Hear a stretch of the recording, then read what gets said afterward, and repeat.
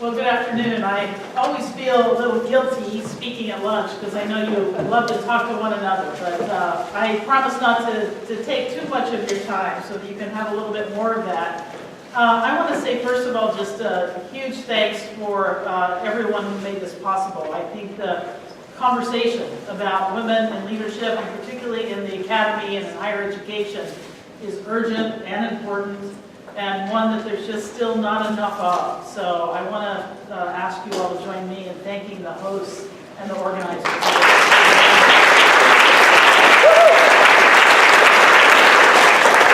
And it was a real pleasure and an easy ask for us to sponsor this because, you know, lawyers are leaders, and as the organization that tries to be at the gateway of bringing people into the legal profession, that's what LSAC really stands for, is trying to nurture that ecosystem and let young people know that we need them in law and help them on their enrollment journey.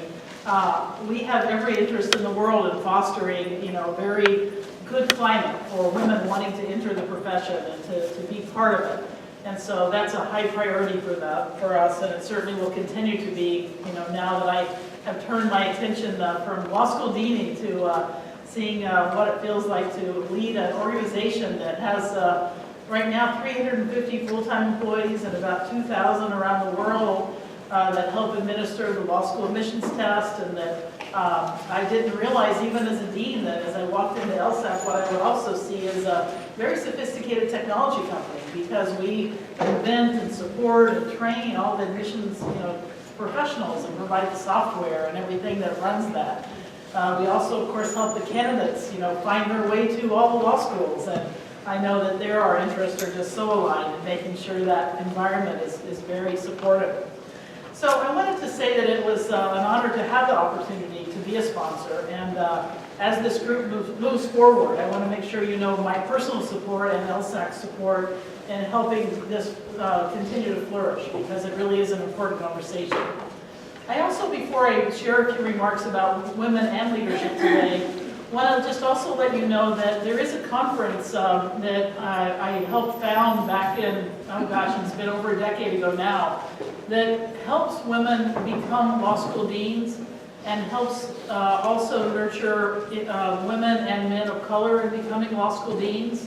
And that runs out in Seattle. This year it's on September 20th and 21st in Seattle. I believe Seattle U is hosting it this year. So, you know, look for that, because there have been now so many wonderful leaders that have come through that. And the reason I founded it is I was one day in a dean search and on the side of looking for a dean. And I kept being in the room where people would say, well, she's really smart and she seems nice, but she doesn't really seem like a dean. And, you know, things like that. And so I realized that some people get the mentoring and the secrets to the kingdom and others don't. And so we need to have programs that actually make explicit what pathways are like and help nurture people along those pathways. And so I hope that each of you know that I find it a special honor and privilege to help mentor any women that are interested in becoming leaders in higher education. And I am very easy to find, sometimes embarrassingly so, especially when yet another school might take 5 or 6 students, you know, with the GRE. Then I, you know, get quoted a lot. And so anyway, just make sure that you know that seriously, I'm very eager to help you on that leadership pathway that you may be on. And I urge you to reach out to me at any time. So I'm going to just share 3 tips today about women in leadership that I hope you find helpful somewhere along your journey. And believe it or not, I'm going to draw on my experience as a pole vaulter to do this. Now you're probably thinking what I should have realized a long time ago. If I understood physics more, I would have known. I would not be a very good pole vaulter. You know, I probably needed to be a little more lanky and, you know, all those things to do well pole vaulting. But, you know, I went to law school not to become a physicist, so that wasn't my strong suit. But quite seriously, I want to tell you that I grew up in Indiana as a first-generation college graduate. And I think about that a lot here at Georgia, because I actually didn't really know another university existed for most of my life. You know, I grew up in the backyard of Indiana in Bloomington. My parents had nothing to do with the university. That just happened to be where we were. I was very compelled by that big eye and that, cream and crimson, just as the bulldogs and the red are, I'm sure, reaching out as a beacon to many people in small towns all over the state and otherwise. And one of the advantages, though, of being in a town where there's a university is that sometimes you get new people coming in because they're with the university. And so along came a family named the Dooleys. And in Indiana, maybe like Georgia, almost everyone has a Y at the end of their name, sometimes a Y and an E, just to be And so along comes a new track coach for Indiana, and he happens to move his family to near where we lived. And so his kids were friends with my family, and he had a son named Jimmy Dooley, of course, all those Y's. And we decided that it'd be fun to learn to pole vault. And we asked, because we were saying, what do track people that do track do? And that seemed like the funnest one, to be a pole vaulter. And just to not assume that everybody knows what pole vaulting is, it's where you run down a few paces and plant a pole and try and hurl your body up over a bar and land on some mats. And I'm sure back in the day it used to be done because people were trying to hurl themselves over a wall to engage in a fight or maybe get across a river or what have you, and then along it came as a track and field event. And so it was about this time that my mother decided she had to go out and buy a poster that said that a ship in a harbor is safe, but that's not what ships are built for, because the idea that I was going to be a pole vaulting person was maybe only 10 out of 200 times I made her uncomfortable. So what I want to say is that, so we say, okay, Jimmy and I want his dad to teach us to be pole vaulters. And so he very readily agreed. And as I thought about that over the years, I realized that some of the rules that I learned then have been really helpful to me in terms of learning about being a leader. And so I want to share just 3 of them with you today, and I hope that they're helpful to you. So the first one that he taught us was that you have to learn to fall if you want to fly. And he was serious about that. He put those big blue mats out, and he told us to climb up on the roof, and we did. And that's when my mom got real shaky. And we fell off the roof and jumped off the roof backwards and forwards and holding hands and did flips on the way down and all sort of things, because he told us that unless you really were comfortable once you started to fall, you'd never have the bravery of really trying to go high. And it makes sense, right? But I found that to be true in leadership too, because leadership is risky. And unless you're comfortable knowing that sometimes everything you want to happen isn't going to work, you're going to have some failures, you're going to have some times you fall, you're never going to aim high enough. You're going to just be playing it safe all the time. And so one of the lessons that I learned through pole vaulting, and I want to make sure you think about, is that in terms of your leadership, we need you to aim high. We need you to be willing to take some risks, to really change things up a little bit. And it won't be easy doing that, and sometimes you'll fall. And getting a little comfortable with that, I think, is something that actually can be helpful, that we have to learn to support one another in and give ourselves permission, to feel that that's okay. I can tell you that some of the things I've learned the best have been through things that I think I didn't do right the first time. But I've learned so much through that, and then that's helped me in terms of my leadership evolution. So first thing, learn to fall. Be okay with that, and then you can really fly. The second thing that I want to share with you that I learned from this crazy experience being a pole vaulter, that luckily didn't last as long as one might think, is that he also told us that when you feel the most resistance, when you put in the pole, that's when you pull, not push. And so when you feel resistance, pull, don't push. And if you think about this pole vaulting adventure for a minute, if you think about it, if when you felt a little resistance with the pole, you just pushed, you just fall in the face. And it wouldn't really get you anywhere. But when you pull, that's when your body actually kind of starts to take flight. If it's not mine. If it's a theory, right? But quite seriously, I thought about this too, because when you feel resistance, your temptation is to go try and really just go through it, push, And we've sort of been taught that, come on, buck up, do it, move through it, in front of them. But I want to say that I think it's the pulling when you feel resistance that really matters. And by that, what I mean is that it often means that you need to pull in resources that you need to help you, ask for help.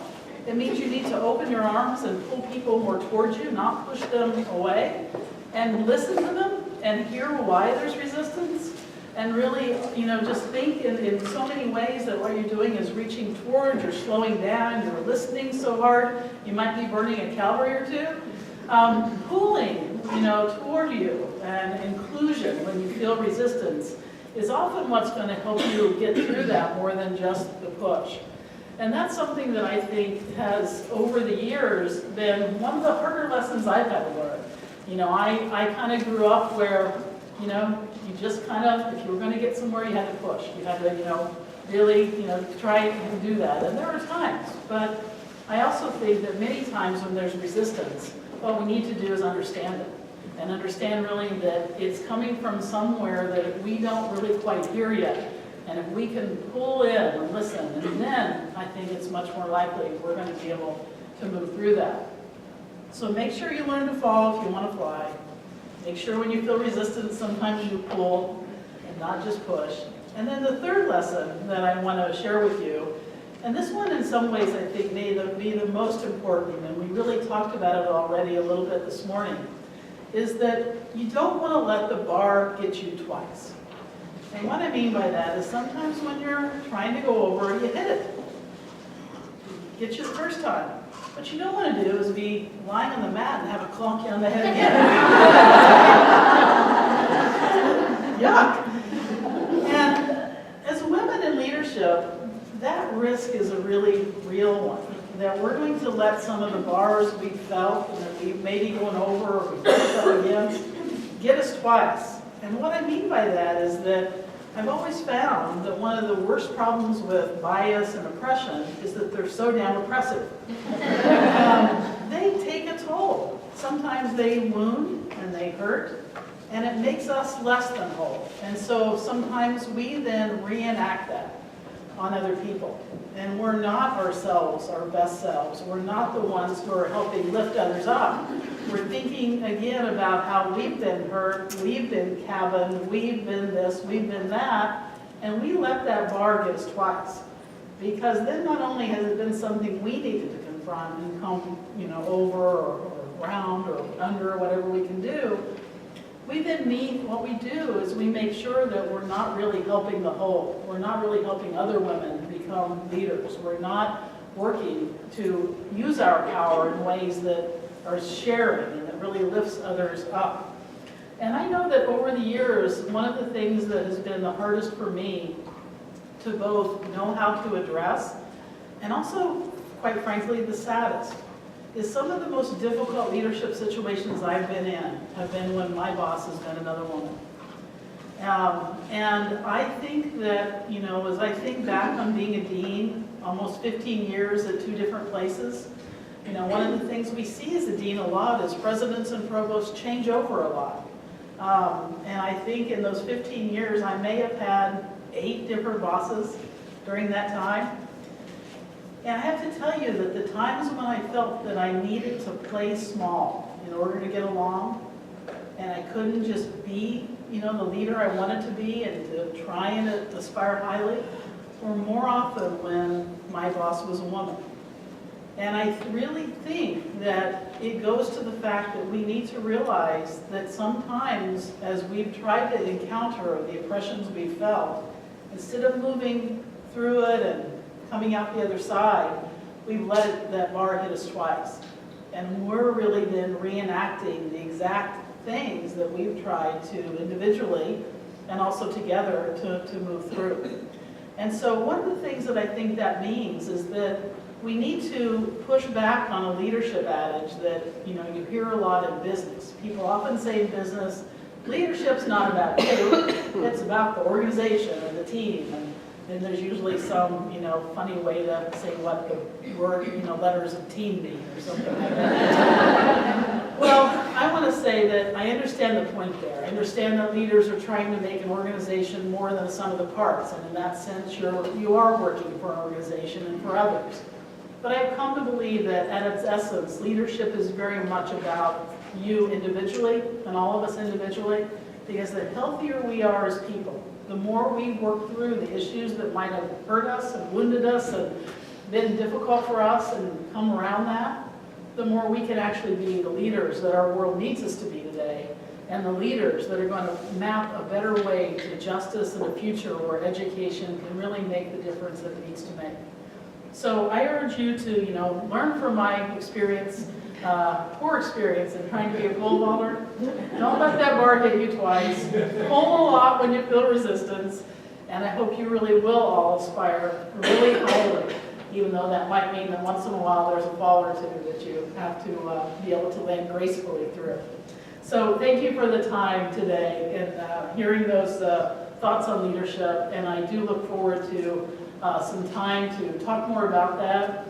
I had hoped that I would be able to be around your entire conference, and two of my vice presidents have back injuries at the same time. Don't let them tell you that that's because I'm putting too much on them.